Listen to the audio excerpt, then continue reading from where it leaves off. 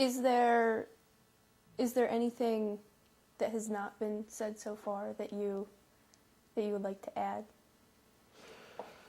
as we're wrapping? Oh, many things may have been left out, but I don't know. We have covered quite a few things. Let me think if there's anything. But you mean about my personal life or my professional life? Just anything that you would like to share that you think that people listening to this interview or reading this interview should know?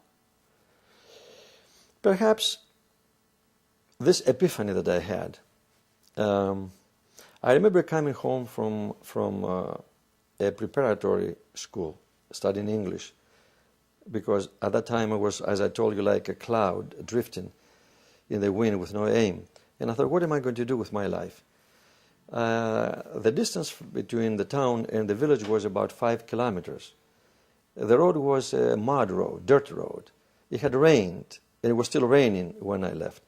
So my wheels are clogged up with mud, and it was raining, torrential rain. So I sought shelter under a big tree, and I saw the lightning and the thunder, and I thought, gee, what am I doing here? I was out in the wilderness, and I felt alone, totally alone in the world.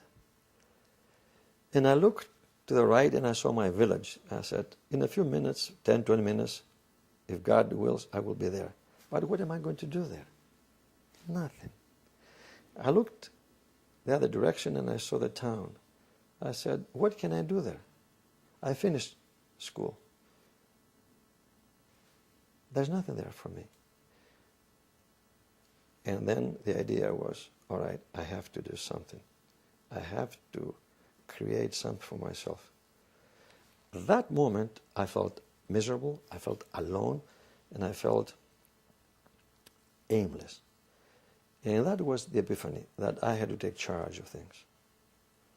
I could not just let destiny and all of those ideas, fate and all those things, cloud my mind anymore. I said, this is it.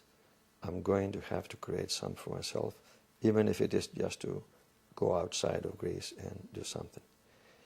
And that's probably what I would like to add.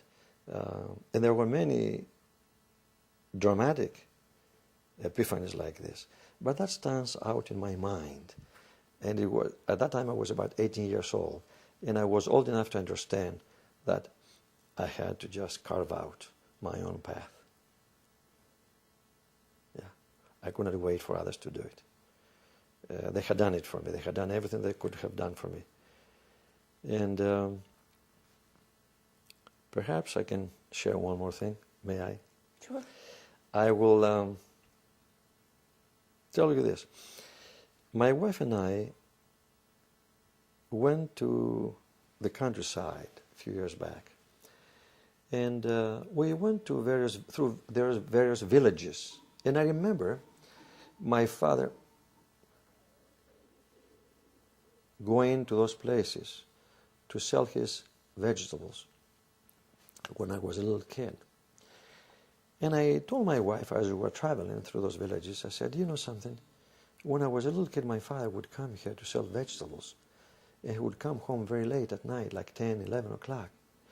She says, how did he come here?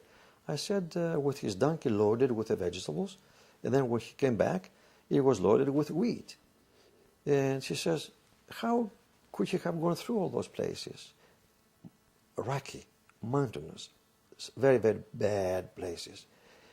And I could not help but cry when I remember my dad going through all of those things for us.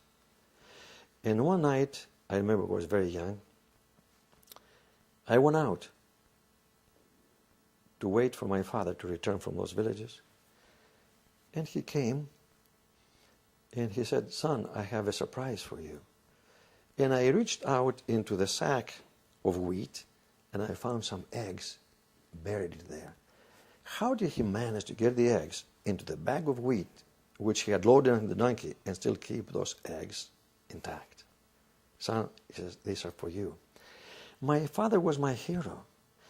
I don't know if anybody else, any other father has worked so hard for his children.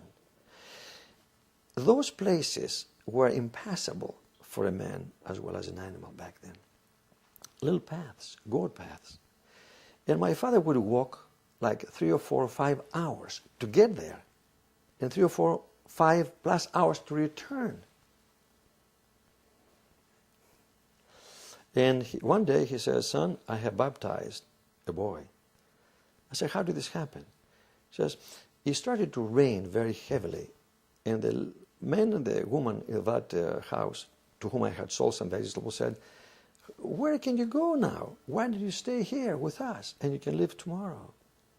My father stayed overnight, and he baptized, he committed himself to baptizing the baby boy, who, by the way, became a psychologist. Later on, I found that out. Okay? And so, that's how it was. A life full of drama that any screenplay writer would find enough material to write a script that would impress not only Sid Field, but would probably win an Oscar.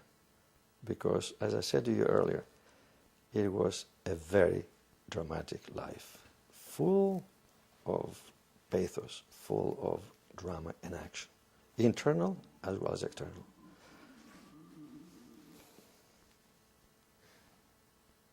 Well, on that note, I want to thank you very much for this interview. I've really, really enjoyed it. Thank you for the opportunity, Lauren, to be interviewed. I wish you good luck in your pursuits. Thank you. Thank you.